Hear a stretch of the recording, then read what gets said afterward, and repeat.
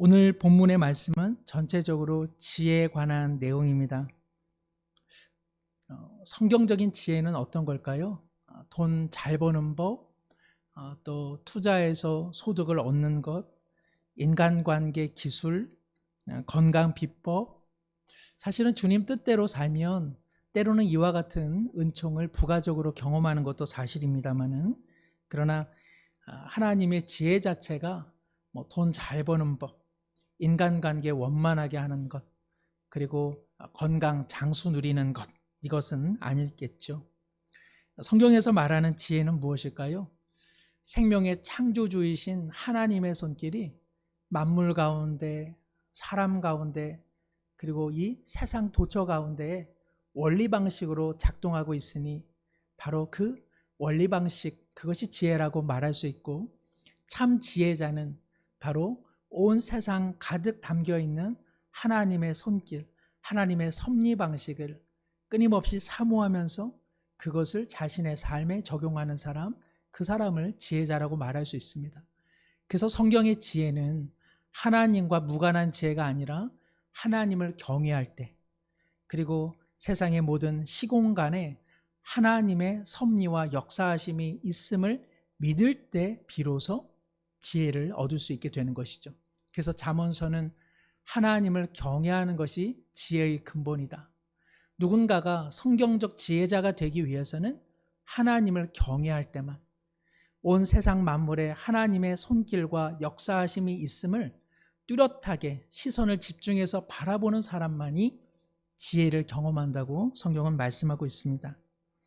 그래서 예레미야는 여호와의 말씀을 전하기를 이렇게 이야기합니다. 내 백성은 나를 알지 못하는 어리석은 자요 지각이 없는 미련한 자식이라. 왜 이스라엘 백성들이 어리석고 지각이 없는 사람인가? 그것은 삶의 지혜가 전혀 없기 때문이 아니라 하나님을 아는 지식이 없고, 그리고 하나님의 손길에 대한 지각이 없기 때문에 그들은 어리석은 자라고 호칭을 받았습니다. 호세아도 마찬가지입니다. 북이스라엘을 향해 그는 선포하기를 내 백성이 무엇이 없어서 망한다? 지식이 없으므로 망한다. 왜 북이스라엘 사람들이 지식이 없겠습니까? 그들도 하나의 왕국을 이룰 만큼 지식이 있죠. 그러나 하나님과 관계한, 하나님을 경외함을 통한 지식이 없기 때문에 그들은 망하고 말았습니다. 세상의 지혜는 일시잠깐 살게는 하지만, 그러나 하나님의 지혜는 영원한 생명을 주는 것이죠. 지혜의 소중함에 대해 시편 기자는 우리에게 우리날 계수함에 무엇을 가르쳐달라? 지혜를 가르쳐달라고 그는 고백합니다. 주님, 우리에게 우리날 계수함을 가르치사 지혜로운 마음을 얻게 하소서. 잠언 기자는 지혜는 그 얻은 자에게 생명나무라. 지혜를 얻은 자는 복이 있도다 라고 이야기를 합니다. 우리에게는 세상의 지혜가 아니라 하나님을 경외함으로 얻게 되는 바로 그 지혜가 얼마나 필요합니까? 예수님께서는 십자가에서 단지 죽으시고 부활하신 구속사역만 하시려고 이 땅에 오신 것 아닙니다. 예수님께서는 지혜 없는 자들을 향해 끊임없는 지혜의 말씀을 말씀하신 것을 우리는 잘 기억하죠. 사실 복음서의 대부분은 두 가지입니다. 예수님께서 행하신 일, 그리고 예수님께서 하신 지혜의 말씀. 이것이 복음서의 두 기둥이죠. 제자들을 향해 너희는 뱀같이 지혜롭고 비둘기같이 순결해야 된다. 얘들아, 나를 경외함으로 얻는 그 지혜로 살아야 한다. 그러면서 동시에 거룩한 백성으로 살아야 한다고 당부하셨습니다. 지혜로우면서 순결하기가 때때로 어려운 것 같습니다. 토끼를 생각해 보십시오. 얼마나 지략과 지혜가 영민한 동물로 자주 동화에서 등장합니까? 그런데 토끼는 가만 보면 항상 야가 빠졌습니다. 쥐도 그렇죠. 또 고양이도 그렇습니다. 이번에 잘 아시는 것대로 주요 당의 당대표가 젊은 청년 대표가 되었습니다. 그에게 사람들이 참 축하한다고 하면서도 좀 정치인이니까 이제는 조금 말버릇, 조금 더 예의 있게 이야기하면 참 좋겠다, 이런 조언들을 한다고 하죠. 이 청년 대표가 말하기를 참 논리적인 말과 예의를 갖춘 말, 이 두 가지를 겸해서 하기가 쉽지가 않더라. 그러면서 그 대표가 비유하기를 그것은 저에게 마치 따뜻한 아이스 아메리카노가 되라고 하는 것 같습니다. 이렇게 이야기를 했습니다. 솔직하다 하는 생각을 가졌습니다. 논리적이면서 또 친절하기가 쉽지 않고요. 친절하다 보면 논리적인 말을 하기가 좀 어려운 것이죠. 그래서 주님께서는 그러나 말씀하십니다. 지혜로워야 된다. 그러나 순결해야 된다. 예수님께서는 훗날 임박할 박해로 두려워하게 될 제자들을 향해서 누가복음 끝자락에 이렇게 말씀하십니다. 얘들아, 너희 모든 대적이 능히 대항하거나 변박할 수 없는 구변과 지혜를 내가 너희들에게 줄 것이다. 너희가 나 떠난 후에 사도로서 그 역할을 감당할 때 세상에 많은 사람들이 너희들을 공격할 때 너희들이 그것을 감당할 만한 무엇을 주겠다? 너의 언변과 지혜의 말씀을 주시겠다고 말씀하십니다. 놀라운 일이죠. 주님께서는 우리가 지혜 갖기를 원하십니다. 말씀드리는 것처럼 돈 잘 버는 지혜, 건강 장수하는 지혜, 그런 것 말고 세상이 비록 엄혹하고 어두울지라도 그 이면엔 하나님이 역사하고 계심을 믿고 신뢰하는 그 지혜, 그것을 꼭 소중히 여기라 말씀하십니다. 바울 서신을 통해서도 우리는 신약 성경이 지혜를 소중히 여기는 것을 확인해 볼 수 있습니다. 바울은 에베소 그리스도인들을 향해서 그런즉 너희가 어떻게 행할지를 자세히 주의하여 뭐 없는 자 같이 하지 말고 지혜 없는 자 같이 하지 말고 오직 지혜 있는 자 같이 하여 무엇을 아끼라? 세월을 아끼라. 지금 때가 악하니라 이야기합니다. 우리는 믿음으로 삽니다. 그러나 주님은, 그리고 성경은 지혜롭게 살아야 한다고 분명히 이야기하고 있습니다. 골로새 교인들을 향해서도 바울은 이렇게 말합니다. 그리스도의 말씀이 너희 속에 풍성히 거하여 모든 지혜로 피차 권면하기를 원합니다. 하나님의 말씀 안에 새겨진 그 지혜의 말씀으로 서로를 권면하고 서로를 다독이고 격려하라고 이야기합니다. 믿지 않는 외인들을 향해서도 지혜롭게 행하여 세월을 아끼라. 너희 말을 항상 은혜 가운데서 소금으로 맛을 내는 것처럼 지혜의 말로 정말 의미 있는 일을 하라고 말씀하고 있습니다. 신앙의 믿음이 중요한 것은 두말할 필요가 없겠죠. 그러나 우리의 삶의 때때로 걸림돌, 그리고 인간관계, 또 우리의 가정, 또 삶의 많은 양태 속에서 이렇게 넘어지는 때는 언제입니까? 믿음이 부족해서 넘어지는 때도 있지만 지혜가 부족해서 넘어지는 때가 얼마나 많습니까? 때때로 믿음의 사람들이 세상으로부터 부정적인 소식을 듣는 이유는 무엇입니까? 믿음이 없어서 교회가 어려움을 당합니까? 오히려 지혜가 부족하기 때문에 교회가 덕이 되지 못하는 때가 얼마나 많이 있습니까? 오늘 지혜의 말씀을 전하면서 오늘 전도서 이야기는 13장 이하의 한 가지 이야기로 시작을 합니다. 어느 성읍은 작고 인구가 적은 그야말로 별 볼 일 없는 성읍입니다. 주위에 있는 큰 왕이 호시탐탐 노리다가 이 성읍을 공격하기 시작하죠. 큰 왕이 이 성읍을 먹기 위해서 흉벽, 그러니까는 공성전이라고 하나요? 이렇게 공격할 수 있는 가벽을 높이 세워서 이 작은 성읍을 지금 한순간에 삼켜버리려고 합니다. 사실은 볼 것도 없이 큰 왕과 큰 흉벽이 세워졌으니 이 성읍은 망하는 것이나 다름없죠. 그런데 놀랍게도 이 성읍이 버텨냅니다. 이유는 무엇입니까? 무력은 없었는데 무엇이 있었다? 거기에 지혜자가 있었다.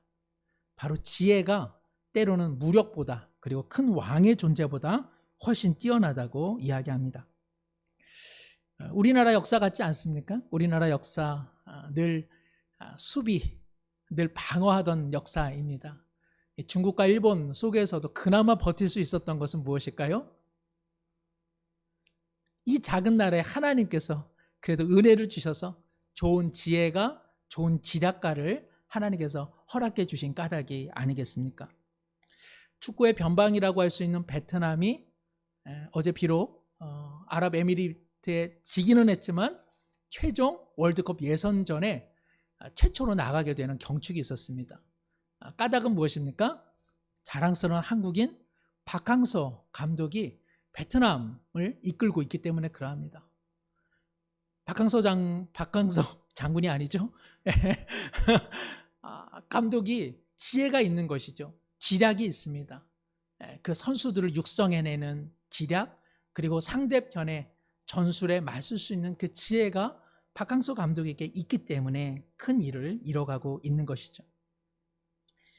그래서 오늘 17절과 18절의 전도서 기자는 지혜자의 그 조용한 말 한마디가 어리석은 자가 호통치며 말하는 것보다 더 큰 힘을 갖고, 18절에 보니까 지혜가 무엇보다 낫다? 무기보다 훨씬 낫다. 그렇게 이야기를 하고 있습니다.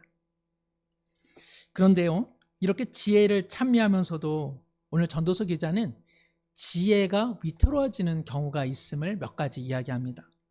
이것은 상당히 현실적입니다. 그러니까 오늘날 지혜가 있으면 다 성공할 것 같은데 실제로 그렇습니까? 지혜가 소중한 것을 알고 하나님을 경외하면서 지혜를 품고 살아가지만 때때로 삶에서 넘어지는 때가 참 많더라. 그것을 전도서 기자가 모르는 바가 아닙니다. 오늘 본문 앞서서 유명한 말씀, 전도서 9장 11절 말씀인데요. 우리 한번 함께 읽도록 하겠습니다. 전도서 9장 11절입니다. 내가 다시 해 아래에서 보니 빠른 경주자들이라고 선착하는 것이 아니며 용사들이라고 전쟁에 승리하는 것이 아니며 지혜자들이라고 음식물을 얻는 것도 아니며 명철자들이라고 재물을 얻는 것도 아니며 지식인들이라고 은총을 입는 것이 아니니 이는 시기와 기회는 그들 모두에게 임함이니라. 오늘 제가 아는 분이 잠시 교회에 들리셨는데 해외에 나갈 일이 있어서 그 자녀 백신을 먼저 맞는 그런 그 행복이 있었다. 그런데 이틀 뒤에 다른 직원이 자녀 백신을 맞았는데 그 직원은 얀센을 맞는 바람에 자신은 아스트라제네카, 그 자신은 한참 후에나 2차 접종을 맞게 생겼다고. 그래서 먼저 자녀 백신을 획득하면 좋은 줄 알았는데 그것도 아니더라, 그런 이야기를 하더라고요. 오늘 본문의 말씀 보니까 빠른 경주자라고 해서 먼저 어떻게 된다? 도착하는 것 아니더라. 우리가 이렇게 올림픽 같은 데 보시면 어떻습니까? 가장 유력한 금메달 후보인데 당일 아침에 복통이 일어나거나 근육경련이 일어나거나 또 함께 달리던 선수들과 뒤엉켜서 넘어지는 때가 얼마나 많이 있습니까? 지혜가 있으면 다 승리하는 것만은 아닌 것 같습니다. 프로야구 해설가 중에 허구현 씨 아시죠? 허구현 씨가 얼마나 야구 해설을 맛깔스럽게 합니까? 그런데 이분이 옛날에 청보 핀토스라고 하는 팀을 한번 감독으로 이끈 적이 있습니다. 망신을 당했습니다. 막상 감독으로 뛰다 보니까 선수들을 다루기가 어려웠던 것이죠. 명철하고 지혜와 지식 있는 사람들이 사업을 하고 또 일을 이루면 무엇이든지 성공할 것 같은데 그렇지 않다는 것을 지금 성경은 우리에게 들려주고 있습니다. 왜 지혜도 있고 지식도 있는데 때때로는 일이 잘 풀리지 않을까? 오늘 11절 말씀 하반절에 이는 시기와 기회는 그들 모두에게 임함이니라. 시기와 기회가 지혜와 함께 접목되어야만 때때로는 효과가 있다는 것이죠. 제가 야구를 좋아해서 야구 이야기를 자주 하게 되는데 황금사작이라고 하는 그 고교 야구에서 이번에 강릉고등학교가 우승을 차지했습니다. 그 3년 동안 이 고등학교, 이 강릉고가 지금 2차례 우승을 했고 준우승만 3차례를 했습니다. 아주 신흥강으로 지금 이렇게 뜨고 있거든요. 왜 강릉고등학교가 이렇게 잘할까? 좋은 선수, 좋은 감독이 있습니다. 그런데 거기에 좋은 시설이 생겼습니다. 우리나라 고교 야구팀 중에서는 유일하게 실내에서 연습할 수 있는 공간이 생겨가지고 이 고등학교 친구들이 겨울에도 동계 훈련을 열심히 할 수 있게 되었고 그 결과가 지금 수많은 우승과 준우승으로 나타나고 있습니다. 모든 것이 잘 갖추어져 있어도 때가 중요하고요, 시기가 중요하고 환경이 중요하다는 것을 알 수 있습니다. 때때로는 지혜 하나만으로는 부족한 경우가 있는 것이죠. 좋은 환경, 그리고 그 지혜를 소중히 여기는 사람들, 그러한 것이 있을 때 보다 나은 지혜가 발휘된다는 것이죠. 그래서 앞서 말씀드린 이 작은 성읍에서 지혜자가 지혜를 발휘했음에도 불구하고 16절에 보면 이 가난한 자의 이 지혜자가 멸시를 받게 됩니다. 왜 그렇습니까? 지혜를 발휘한 것은 좋았는데 이 사람이 가난한 사람입니다. 이 사람이 지혜의 근원을 찾아봤더니 어디? 알다도 모를 출신이고, 그리고 변방 출신이고, 그리고 가문도 형편없습니다. 그 이후로는 사람들이 이 사람이 가난하고 이 사람이 별 볼 일 없는다는 이유로 그 지혜를 멸시하게 되더라는 것이죠. 지혜는 소중함에도 불구하고 주변의 환경, 또 주변의 사람들, 또 그 지혜를 외모나 또 다른 이력으로 판단하지 않는 그러한 환경 속에서만 지혜는 발휘되더라는 것이죠. 생데치베리의 어린 왕자에 보면 터키의 어느 과학자가 소행성을 하나 발견했는데 모인 사람들이 아무도 그 발견에 대해서 박수 쳐주지 않았습니다. 왜냐하면 그 터키 사람 과학자가 너무 허름한 옷을 입었기 때문에 그러합니다. 자존심이 상한 그 왕이 터키의 모든 국민들은 양복을 입으라 이야기했고, 이 터키 과학자가 양복을 입고 소행성을 이전에 발견한 내용을 그대로 이야기를 했습니다. 그러자 사람들이 박수를 치면서 대단한 발견을 했다고 이야기를 해줍니다. 지혜는 소중하지만 그 지혜가 발휘되기 위해서는 때가 필요하고 시기가 필요하고 환경이 필요하고, 그리고 그 지혜자를 존중하는 마음이 수반되어야 한다는 것입니다. 오늘 우리의 상황은 어떻습니까? 아무리 지혜가 있다 할지라도 그 지혜가 그 사람의 외모나 또 그 사람의 다른 이력으로 인해서 하대를 받는 경우가 참 많이 있습니다. 비록 구약 성경에는 들어오지는 못했지만 집회서라고 하는 책이 있는데, 집회서 13장 21절에 이런 말씀이 있습니다. 부자가 헛발을 디디면 친구들에게 부축을 받지만 궁핍한 이가 넘어지면 친구들에게 걷어차인다. 부자가 휘청거리면 많은 사람들이 도우려 하고 그가 허튼 소리를 하는데도 정당화해 준다. 그러나 궁핍한 이가 휘청거리면 그를 꾸짖고 지각 있는 말을 해도 그에게 설 자리를 주지 않는다. 오늘 우리 시대에 또 우리 공동체 가운데 정말 지혜를 사모한다면 지혜가 커갈 수 있는 환경, 그리고 그 지혜를 존중히 여기는 마음이 수반될 때만 지혜는 발휘된다고 할 수 있습니다. 우리는 서로 성도들을 향해 지혜의 마음으로 참 좋은 지혜자로 서로를 우대하고 서로를 품어줄 필요가 있다는 것입니다. 서로를 향해 책망하거나 비난하거나 책을 잡으려 하거나 낮은 마음으로 보기 시작하면 우리 안에 하나님을 경외함으로 얻게 되는 그 지혜의 소중한 씨앗들이 말라질 수 있기 때문에 그러합니다. 아이고, 우리 권사님, 우리 장로님, 우리 집사님, 우리 성도님 말씀 들어보니 참 그거 귀한 이야기, 귀한 의견입니다.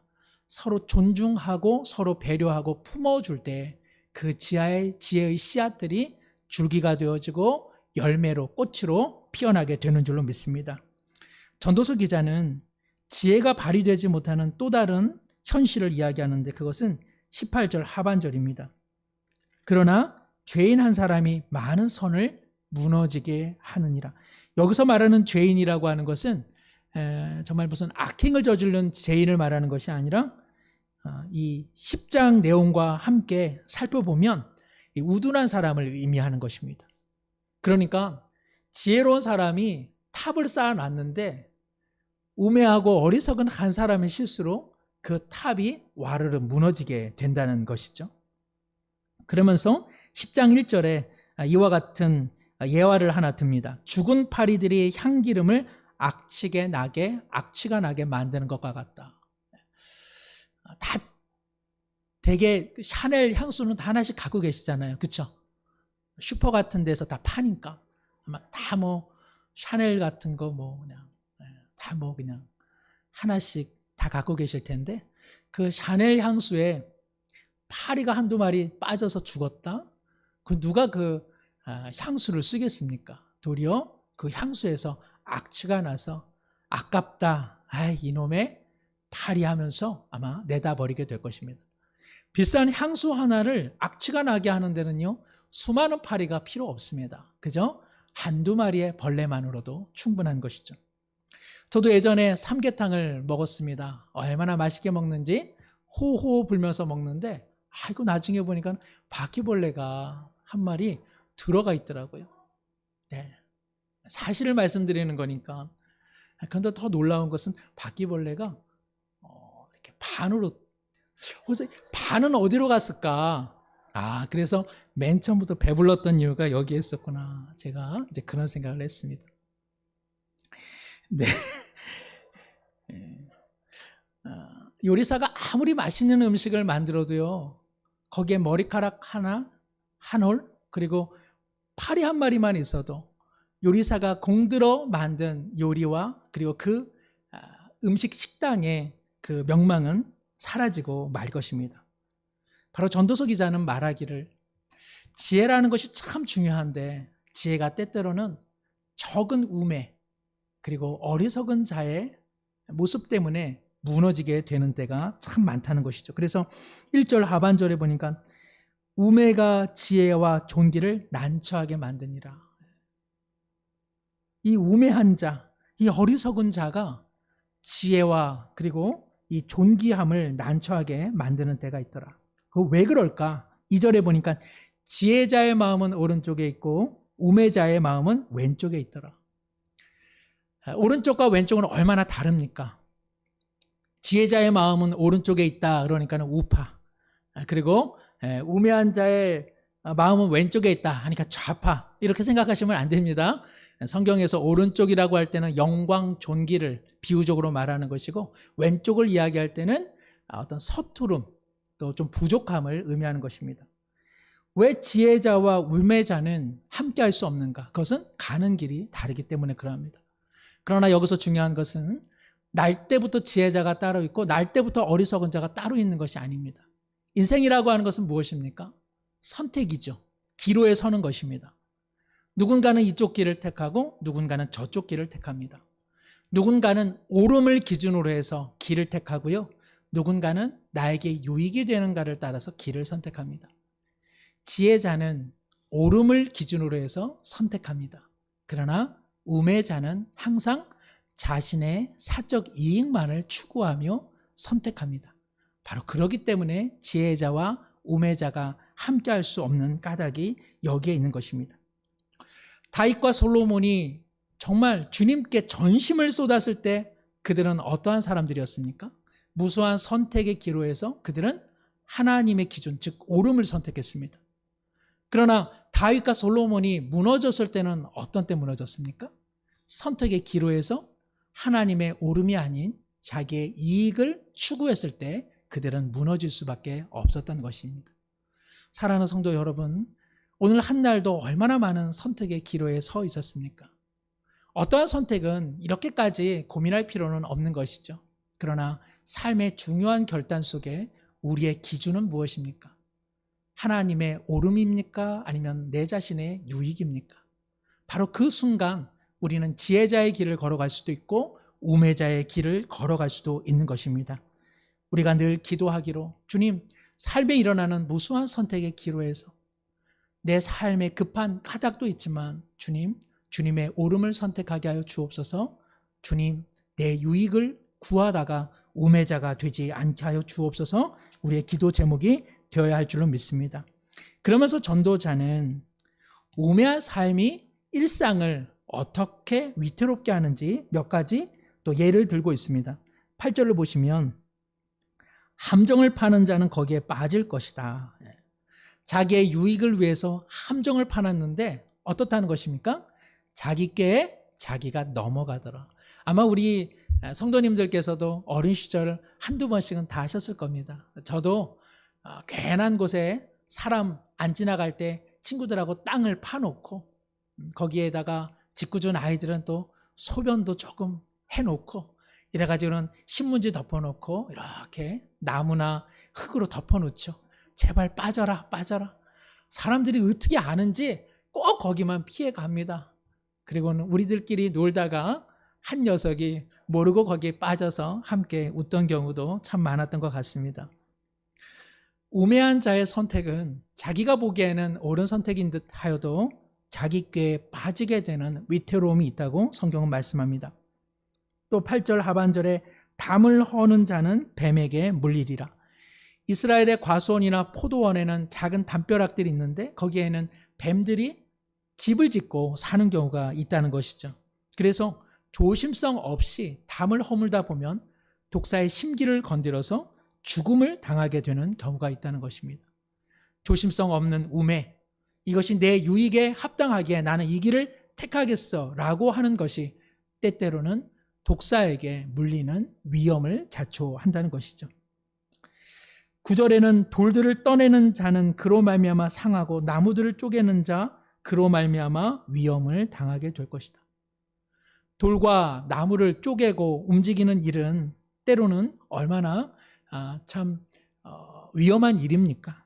오늘 우리 시대로 빗대어 보면 작업장에서 또 건물을 철거하면서 근본에 일어난 수많은 인명피해를 보면 시대는 하나도 변하지 않는 것 같습니다.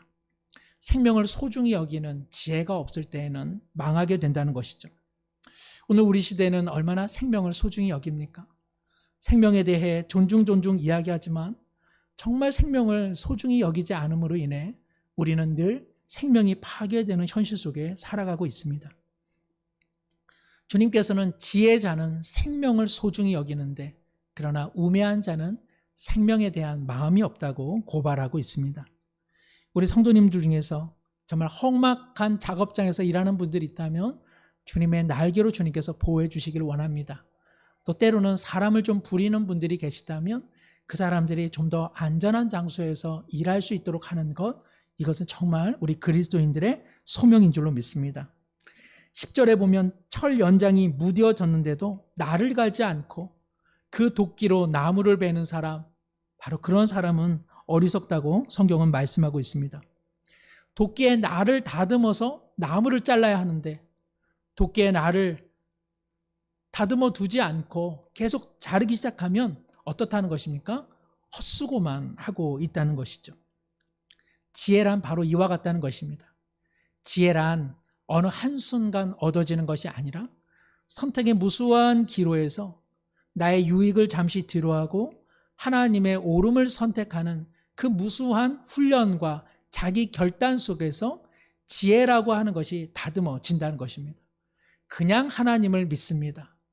그냥 하나님을 경외합니다라고 해서 지혜가 얻어지는 것이 아니라 삶의 선택의 기로에서 하나님의 옳음을 추구하는 바로 그러한 삶의 끊임없는 훈련 속에 지혜라고 하는 것은 연마되어지고 다듬어져서 그것이 우리의 삶의 위력을 발휘한다는 것이죠. 사랑하는 성도 여러분, 신앙은 대단히 훈련입니다. 구원과 영생은 주님의 은총이지만 그러나 주님께로 향하는 신앙은 훈련과 같다 해도 전혀 다른 말이 아닐 것입니다. 베드로 사도처럼 주님 앞에 그래도 쓸만한 인생으로 훈련받은 사람 어디 있습니까? 그래서 베드로가 그의 마지막 죽음을 앞에 두고 쓴 베드로 후서에서 이렇게 말합니다. 그러므로 너희가 더욱 힘써 믿음의 덕의 지식을, 지식의 절제를, 절제의 인내를, 인내의 경건을, 경건의 형제우애를, 형제우애의 사랑을 더하라. 이런 것이 너희에게 있어 흡족한즉 너희로 우리 주 예수 그리스도를 알게 게으르지 않고 열매 없는 자가 되지 않게 하려니와. 베드로 사도가 정말 그 고난받고 있는 로마 시대의 그리스도인들을 향해서 위로도 하지만 그는 끊임없이 훈련해야 된다. 너희 마음 가운데 덕이 있느냐? 하나님을 더 알아야 된다. 너희들이 많은 것을 알고 있느냐? 그것을 통제할 수 있는 통제력을 구비해야 된다. 너희들이 그 통제력이 일시에 사라지지 않도록 인내의 마음을 계속 견제해야 된다. 인내하고 참으면서 그 마음이 하나님과 잇따라지는 경건을 확보해야 된다. 경건하다 보면 교만해지기 쉬우니 너희들은 형제를 사랑하는 긍휼의 마음을 끊임없이 품어야 한다.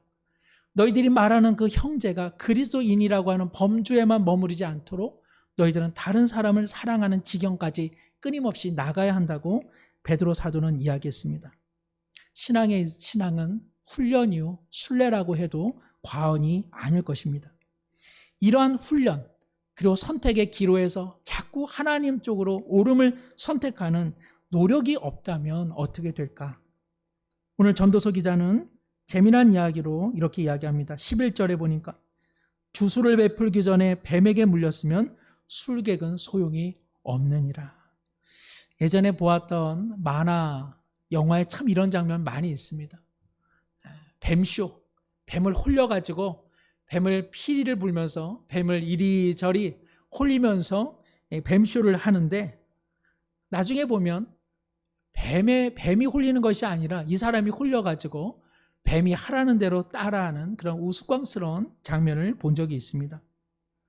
뱀을 홀려 쇼를 해야 되는 사람이 뱀을 홀리지 못해서 도리어 뱀에게 공격을 받는 일, 그것을 바로 전도서 기자는 우리가 훈련되어 있지 않으면 그러면 삶에서 낭패를 경험할 수밖에 없다고 이야기를 합니다. 성경은 우리에게 믿음도 참 중요하지만 그러나 선택의 기로에서 주님의 옳음을 선택하는 그리고 만물 가운데 그리고 공동체와 가정과 삶의 자리 가운데 놓여진 하나님의 숨결을 발견하는 그 훈련과 노력이 언제나 필요하다고 이야기를 하고 있습니다. 안타깝게도 우매자는 말만 많이 합니다. 14절에 보니 우매한 자는 말을 많이 하거니와 사람은 장래 일을 알지 못하나니 나중에 일어날 일을 누가 그에게 알리리요. 정말 지혜자 중에 지혜자인 이 전도서 기자조차도 장래 일에 대해서는 함구하고 있는데 이 우매한 자는 모든 것을 아는 것처럼 호언장담하며 살아가고 있다는 것이죠. 묵묵히 신앙의 훈련을 하지 못하고 그냥 말만 앞서고 있는 이 사람의 결국은 어떻게 될까요? 15절에 보니까 우매한 자들의 수고는 자신을 피곤하게 할 뿐이라. 분주하게 살아가고 열심히 살아가지만 오히려 우매한 자의 삶을 피곤하게 하고 결국에는 그들은 성읍에 들어갈 줄도 알지 못함이니라. 여기 성읍이라고 하는 것은 이 우매한 자가 사는 동네를 의미합니다. 얼마나 우매한지 나름대로는 열심히 살고 나름대로는 피곤하게 살았는데 우리 집이 어디더라 하는 비극적 결말을 맞이하게 된다는 것입니다. 오늘날 얼마나 많은 사람들이 선택의 기로에서 하나님의 옳음이 아닌 자기의 욕망과 유익을 따라 생활하면서 결국에는 돌아가야 할 그 집으로 돌아가지 못하는 사람들이 얼마나 많이 있습니까? 이것은 비단 우매한 자들을 향한 경고의 말은 아닐 것입니다. 오늘 우리를 향한 말씀 아니겠습니까? 전도서 기자는 그야말로 산전수전, 공중전을 다 치룬 사람입니다. 이 사람은 어떤 사람보다 통찰력을 갖고 있고 이 사람은 대단한 위치에서 많은 사람들을 대면했던 사람입니다. 하나님께서는 바로 그런 사람을 전도서 기자로 택하셔서 그로 하여금 하나님의 지혜의 말씀을 전하고 계십니다. 그리고 하나님과 예수님께서는 우리에게 믿음의 자리와 겸하여 지혜의 자리로 계속 불러내고 계십니다. 신약 성경은 끊임없이 우리가 지혜로운 자가 되어 생활하라고 이야기하고 있습니다. 대통령이 오늘 우리를 초대한다면 과연 이 자리에 오셨을까요? 하나님께서 우리를 믿음의 자리 겸하여 지혜의 자리로 우리를 초대하고 계십니다.